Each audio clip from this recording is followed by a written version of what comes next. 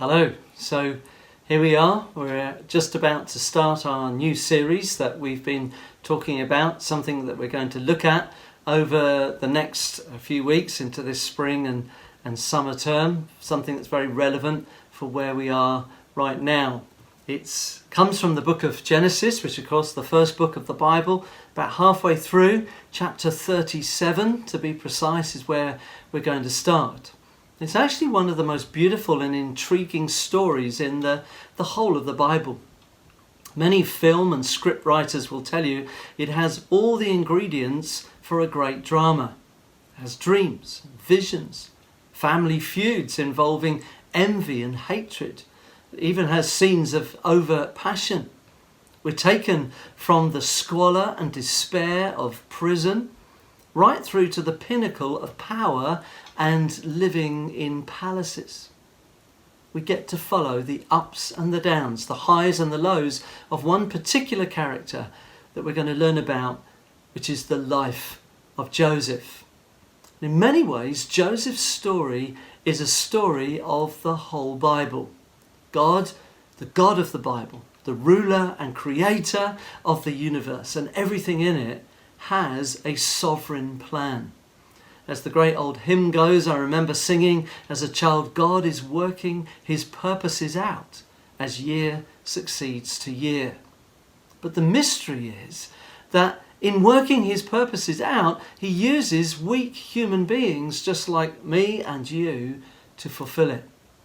He gives them dreams and visions, both to individuals and to churches.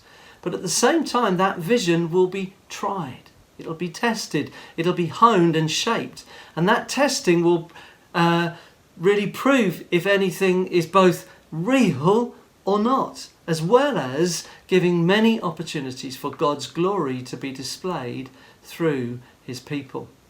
So in looking at the life of Joseph over the next few weeks, we're going to look at the characteristics of a man that God used to bring about his purposes. We will look at subjects like faith and perseverance, integrity, rejection of sin, making the most of God-given opportunities, forgiveness and fruitfulness, as well as seeing the overarching picture of how God works his sovereign purposes for his people through the lives of his people. Just to say, when we use the word sovereign, we're not just talking about a figurehead, someone whose face is on the coins or the money. We're talking about someone who is reigning and ruling with authority.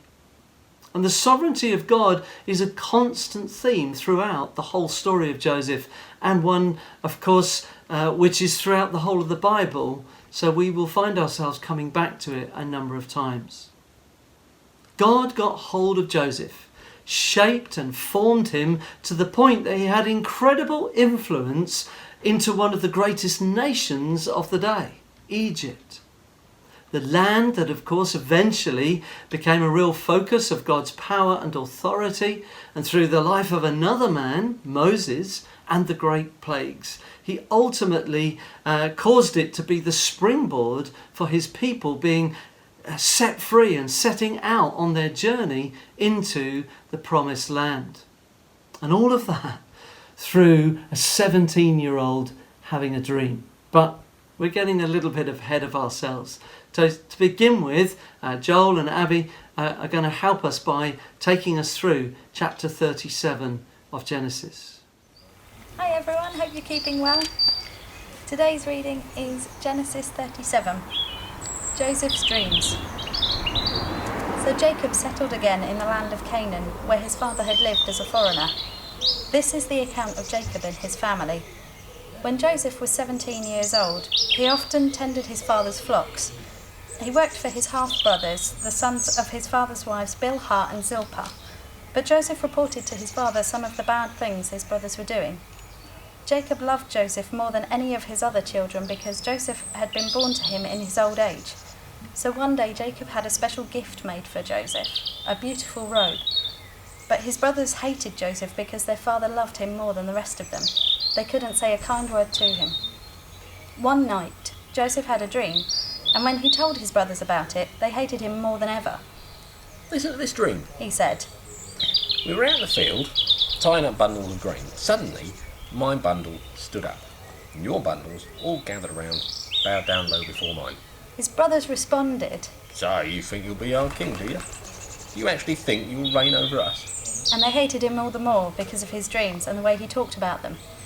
Soon Joseph had another dream, and again he told his brothers about it. Listen, I've had another dream. He said, The sun, moon, and 11 stars bowed low before me. this time he told the dream to his father as well as You can't do it again, you got to carry on. Go on, they're all watching. This time he told the dream to his father as well as to his brothers, but his father scolded him. What kind of dream is that? He asked. Will your mother and I and your brothers actually come and bow to the ground before you? But while his brothers were jealous of Joseph, his father wondered what the dreams meant.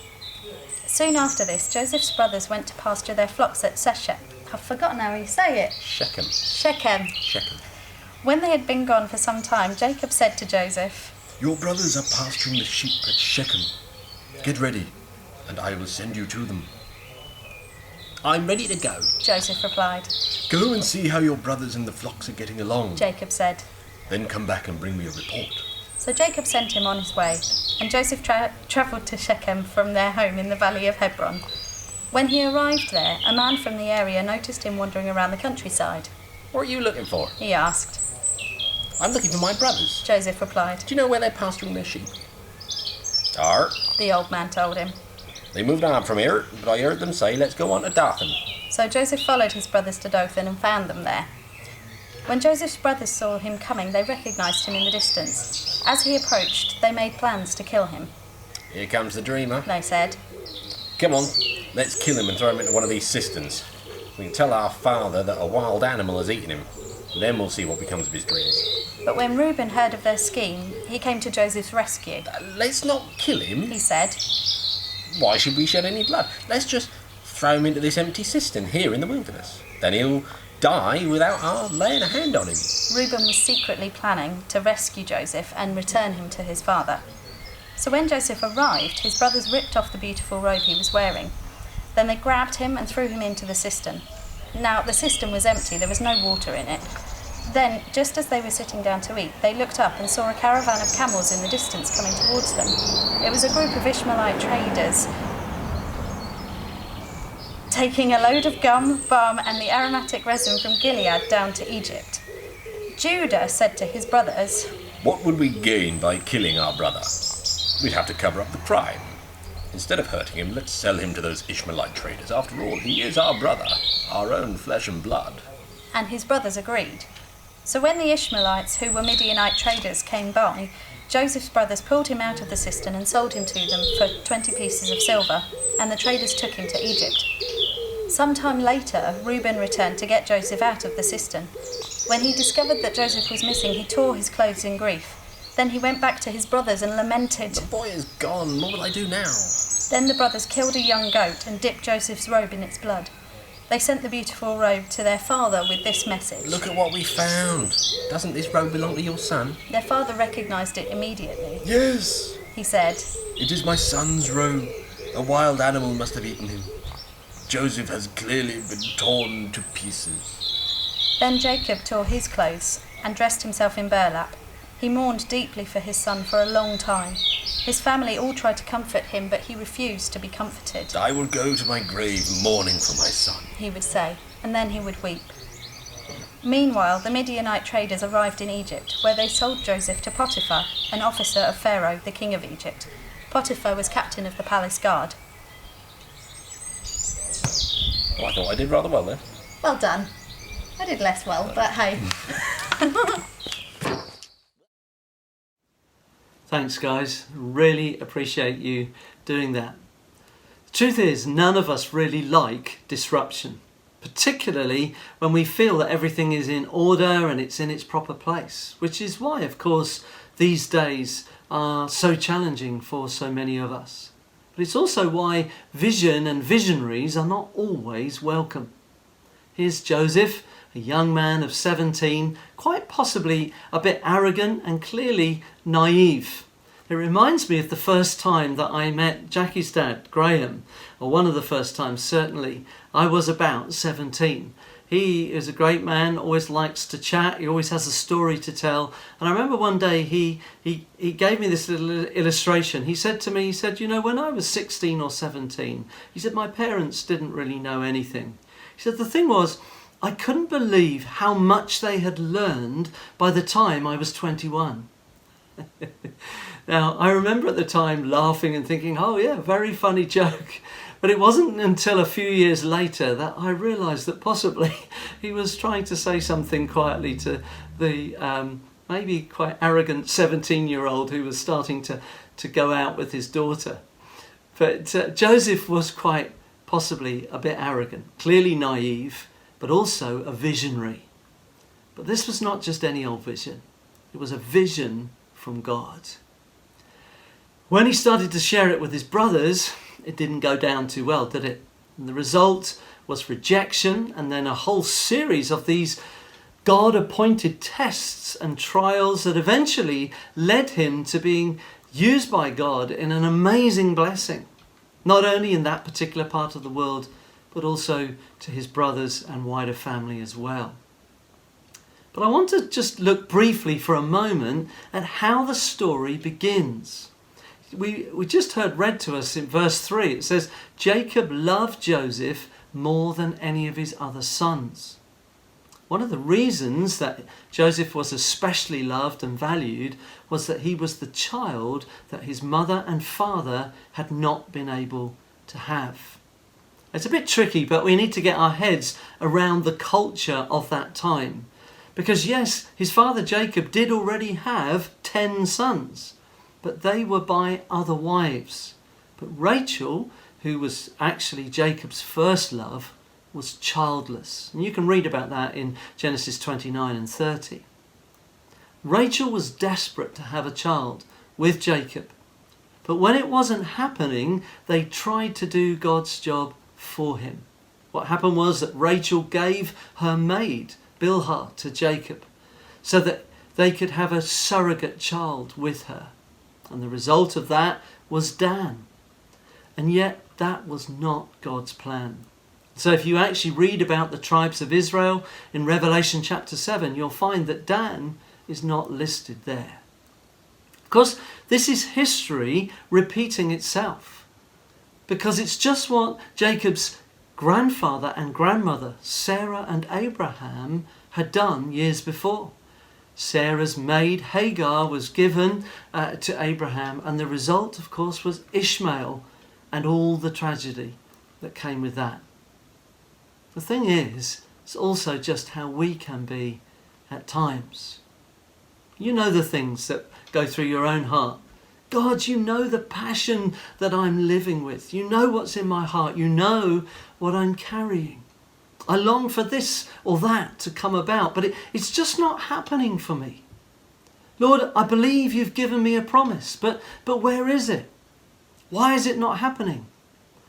Just as I thought everything was about to open up, I was about to buy this house, I was about to start this job, I was about to move to this place or be involved in this event, this virus comes along and it's stopped everything, it's turned everything upside down. The thing is, if we're not careful, we then start to try and do God's job for him. We try and make things happen. We try and get the ball rolling in the hope that somehow God will come in on it and bless it.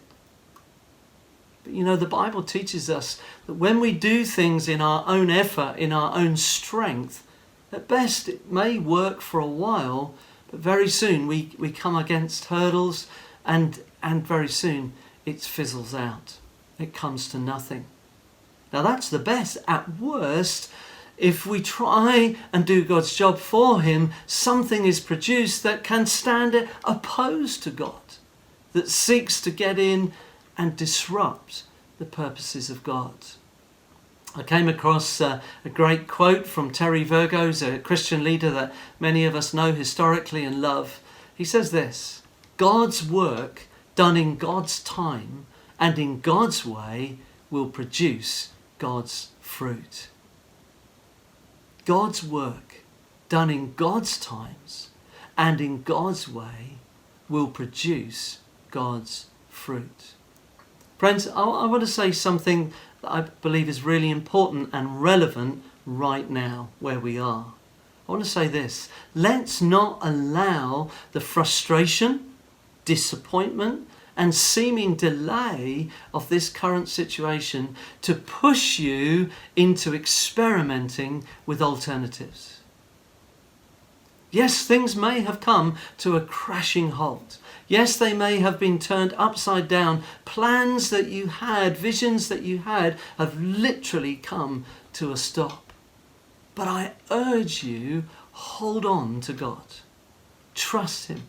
Let Him produce in you and in your situation the thing that is in His heart, His plan, His timing for you.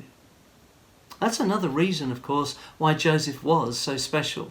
You see, not only was he the child that Jacob and Rachel had longed for, he was also in the plan, in the heart of God from the very beginning. As I've already mentioned, I firmly believe in the sovereignty of God. I don't believe anything takes Him by surprise. Yes, the current situation may be very messy. It may even look like it's out of control. But God is still sovereign. He's on the throne. He's above all things. He's over all things. In Him, all things hold together. However much on the face of it looks like Joseph was at the mercy of human hands, God knew what He was doing with this man and with his family. See, even now, this famous multicoloured coat, as it's usually referred to these days, or the Bible calls it richly ornamented robe, even that was in the plan and the heart of God. Why? Well, you say, why? It's just a coat. Well, being given such a robe wasn't just an act of love or kindness from a soppy dad, as it were. It was a sign that the birthright was going to be passed over the other 10 brothers to Joseph. Joseph was chosen, picked out, appointed by God to lead a life that would have far-reaching consequences. It's not surprising that his brothers had some problems with him, let alone the tales that he was telling on them and the pretentious dreams that he was having. And so they concoct this kidnap plan, and it begins to unfold, with the result that he really only escapes murder by the skin of his teeth. Or was it by the skin of his teeth? I want us to take a moment just to reflect on what I've said so far. And while we do that, Hannah and the team are going to bring a beautiful song, the song Sovereign Over Us. Let's reflect, and I'll come back just with our last couple of brief thoughts.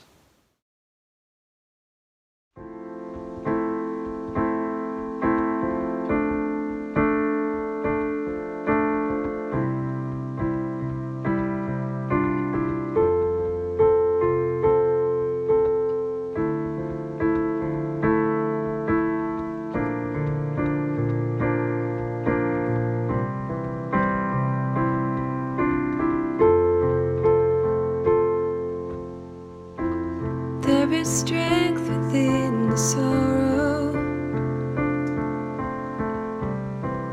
There is beauty in our tears. You meet us in our mourning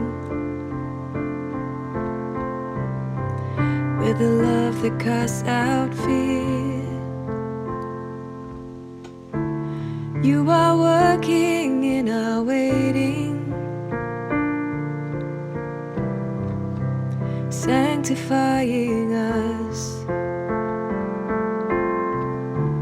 When beyond our understanding,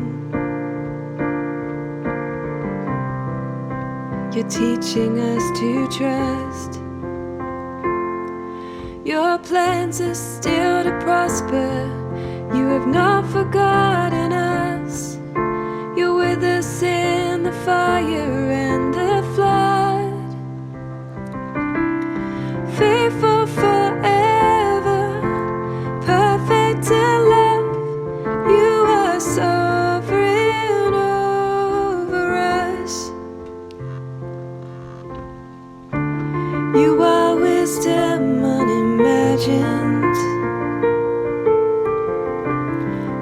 could understand your ways. Reigning high above the heavens, reaching down in endless grace. You're the lifter of the lowly, compassionate and kind. You surround and you uphold me, and your promises are my delight. Your plans are still to prosper.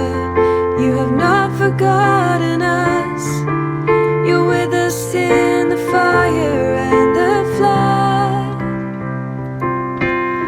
Faithful forever, perfect in love.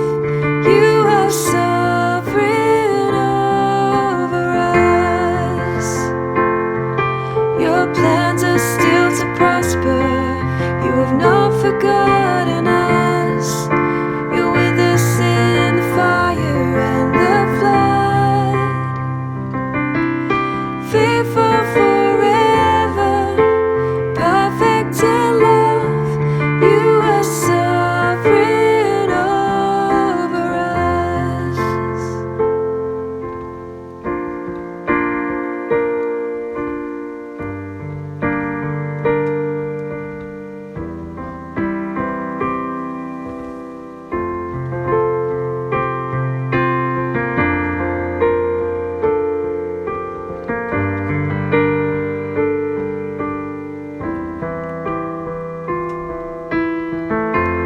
Even what the enemy means for evil, you turn it for our good.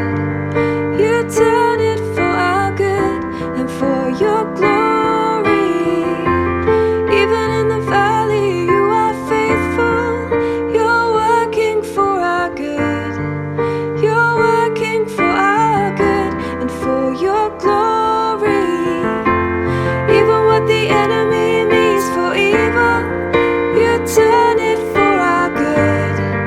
You turn it for our good and for your glory. Even in the valley, you are faithful. You're working for our good. You're working for our good and for your glory. Your plans are still to prosper. You have not forgotten us. You're with us in the fire and the flood. Faithful forever, perfect in love. You are sovereign over us. Faithful forever, perfect in love. You are sovereign over us.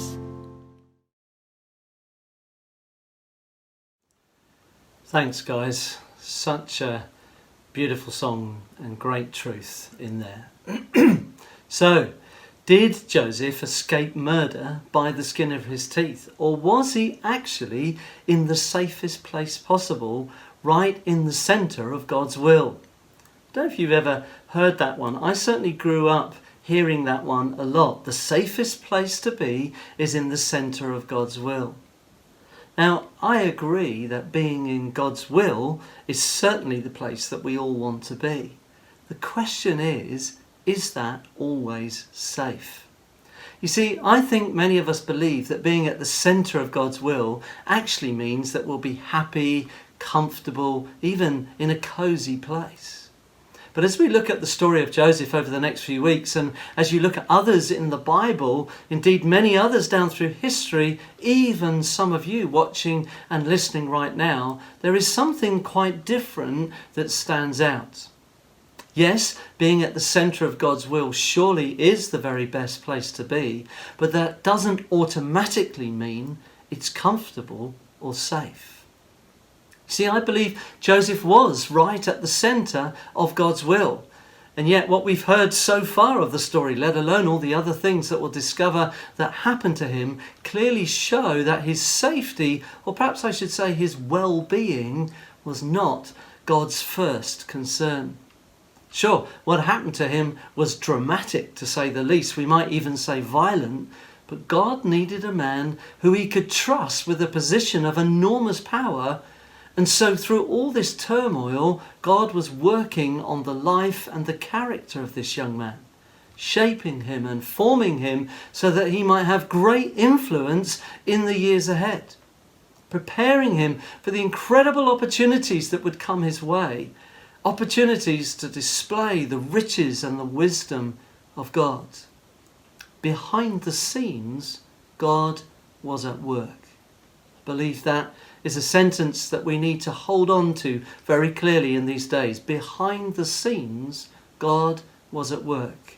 We will say that in days, months and years to come. Behind the scenes, God was at work. Friends, I don't believe in random chance. Neither do I believe in a remote God who's sitting in some far-off, dim, distant corner. As I've already said, I believe in a sovereign God who is working his purposes out as year succeeds to year. And that includes in your life and in my life right now, wherever you are watching or listening to this. I want to read a very famous a set of Bible verses to you from the New Testament. The Apostle Paul writing to the church at Ephesus. It's Ephesians chapter 2. But just listen to this great truth. This is the God who is interested in each one of us. It says, "As for you, you were dead in your transgressions and sins." These were the sins that you used to live in when you followed the ways of this world and the ruler of the kingdom of the air, the Spirit who is now at work in those who are disobedient. All of us lived among them at one time, gratifying the cravings of our sinful nature, following its desires and thoughts. Like the rest, we were by nature objects of God's wrath, deserving of the righteous anger of God. But because of his great love for us, God, who is rich in mercy, made us alive with Christ even when we were dead in those transgressions and sins. It's by grace you have been saved. And God raised us up with Christ. He seated us with him in heavenly realms in Christ Jesus in order that in the coming ages he might show the incomparable riches of his grace expressed in his kindness to us through Christ Jesus. It is by grace you have been saved, through faith, through believing. It's not from yourself. It's a gift of God. It's not by works, not by doing good, so that no one can boast. And here's the key phrase that I want us to hold in our minds. Ephesians 2 verse 10. For we are God's handiwork, created in Christ Jesus to do good works which God prepared in advance for us to do.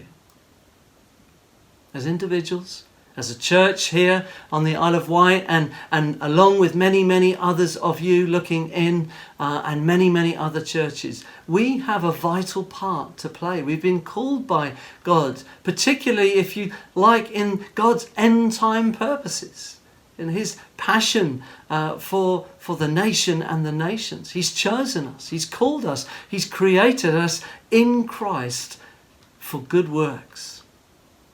But at the same time, he's also shaping and forming us. As 1 Peter, the first book of Peter puts it, we are like living stones that are being built together into a spiritual house to become a holy priesthood. A people called by God, chosen by God to display his glory here on the earth. But that shaping, that forming will not be all moonlight and roses. There will be challenges, there'll be setbacks, there'll be sacrifices required as God hones and shapes us for his purpose and for his glory. But it's that we might display his glory, that we might be useful in his purposes, that we might give him the glory in everything. And we will see that demonstrated throughout the life of Joseph. And so, as I finish, I want to give one very practical application that I believe is especially relevant in the current crisis that is going on right around the world right now. I believe it's vitally important for us to know and understand that whether we can see it or understand it fully, God is on the throne. However much we might feel at times that the government or senior medical and scientific advisors are shaping and forming what happens around us, we need to know more than that to believe and to speak boldly of the fact that there is a sovereign king on the throne who is over all things, who is working his purposes out. And he will have the last word, and he will receive the glory. God has a sovereign plan, but the mystery is he chooses to use weak human beings such as myself and you to fulfill it. So we need to be the people who know the truth of our God, who trust him, and to be a people who are prepared, ready to be used by him. I believe there's more that God has got for us, even in the days ahead. I've said to one or two, I'm waiting for the more that I believe God has to say to us and to call us into. But we wait in faith. He's a God who longs to speak to us through his word, through dreams, through other godly people. But sometimes he has to use very dramatic circumstances to shake us out of our apathy or out of our current fixed agendas, in order for us to hear what he's saying and to see what he's doing. The things that happened to Joseph in these early stages of this story must have felt like an absolute whirlwind. It must have shaken him deeply. It resulted in him being taken to Egypt and sold as a slave.